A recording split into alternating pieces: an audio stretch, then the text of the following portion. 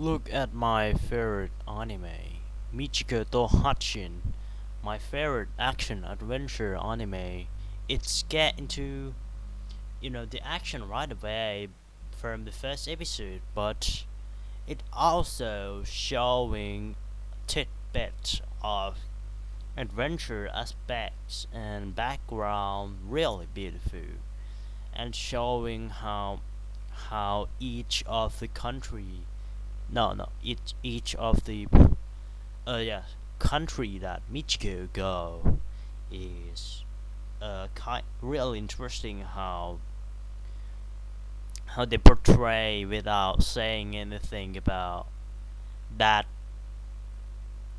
each of that country. I don't even know it's Brazil. It's not Spain. So even it's a real world, not fantasy. I think it's more interesting than Abyss, and make me want to go to South America. But this anime is just reusing the fantasy trope that recycle from the past to now, and it's kind of boring. And not and they not really just talking about each of the country that they go. It's not even a matter of fantasy have the thing that real world not have. But Michiko, I don't even know personally know South America or Africa or something myself. But Michiko make it interesting. They don't Michiko don't even say anything about the background that they interact with or the country that they go. But Man in Abyss just talk about everything, and it's fucking tedious and boring, as I would say.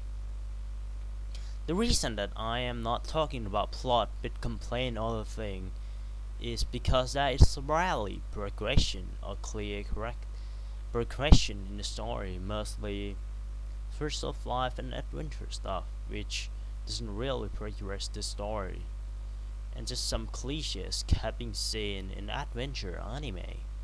So to conclude, Manibus doesn't really have any good plot point or anything that drive the story. Just you know some kinds of lazy cliche and tedious and same scene that from the other drama adventure anime that the main characters got you know poison or something and they need to fix, and the some monster come like in the movie most anime, and it's kind of boring if I would say.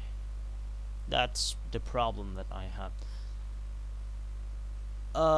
Another problem, the problem of this show is it can't show the real cruel of the abyss because that is rare.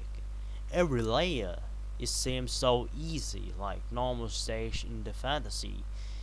If that is the boss, like this episode, some master would come and help Rico, and there's a lot of plot armor and stupid stuff in Abyss, and that's just kind. That's I accept, and I'm not complaining about that because most of the anime and even Michigo Tohashin have, other anime have, and it's the norm. It's the thing that they need to use to drive the story. So I'm not complaining. Uh, and that is not enough. A bit things that make you feel exciting. Like they just shows the monsters, the you know show the monster, show everything in like normal fantasy have, but not showing the original thing that they have.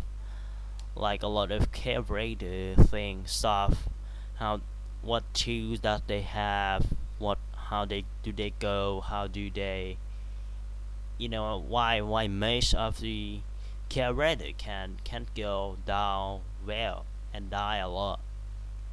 How they can fight with each monster and how they can survive. Men in Beast just not talking about that. Rather, they're talking about stupid fantasy stuff, and it's fucking boring. It's really boring, I'd say. We don't really see how real care Raider fight because Rex is a nuisance. Fight is not. It's just fight in made in the base now. It's just using a random relics. How Rico can survive. No, the real question is how human can survive on the first layer with the training or relics. If training, Rico doesn't have enough. No, she don't even finish the training and go down. Why did she? Why did she not finish it? I have this question. Why did she not finish the cab radar training and studying and stuff? There's a bunch of plot hole and nonsense things. You know, why Rika just not training first? Why did Rika just like a shonen protagonist? I can't bet anymore. And then she and then half the time skip 2 years, and then Rico is now Super Saiyan, can use Gun, can use Nine Tail something. It's not that you know adventure anime is not shonen, I would say.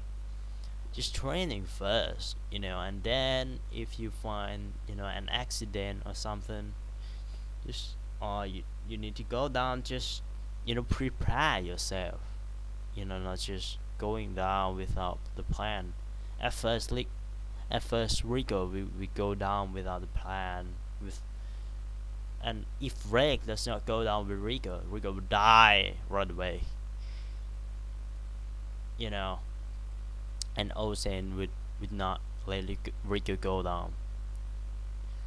The fight in this episode is just kind of, you know, normal, decent, and quick because it's just using the random relics without any tactical or plan to or plot point fighting.